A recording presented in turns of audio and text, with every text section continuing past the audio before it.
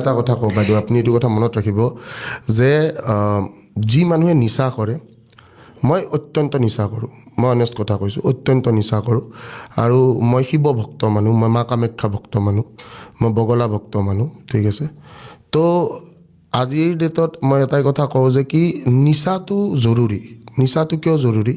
যি মানুহে মদ, বিড়ি, চাধা, চিগাৰেট, ড্ৰাগছৰ নিচা নকৰে, তেওঁলোকৰ বৰ এটা লেতেৰা নিচা থাকে, ঠিক আছে। আৰু সেই নিচাটো মই মানে ভিউৱাৰ্ছক কমেণ্ট ছেকশ্যনত জনালে হ'ল যে যি মানুহে মদ, বিড়ি, চাধা, চিগাৰেট বা ড্ৰাগছ বা কিবা যিকোনো ধৰণৰ নিচা যদি কোনোবাই নকৰে, সেই ধৰণৰ মানুহবিলাকৰ কিন্তু বা মতা বুলি বেছিকেলি মই কওঁ, মতা নহয় মাইকীৰো, ঠিক আছে। আজিৰ যুগত মতা মাইকী যিহেতু ইকুৱেলাইজ, আপুনি যিহেতুকে বেছিকৈ প্ৰমোট কৰি থাকে মতা মাইকী ইকুৱেলাইজেশ্যনটো, ঠিক আছে। আই হেভ চিন ইন ইয়ৰ পডকাষ্ট।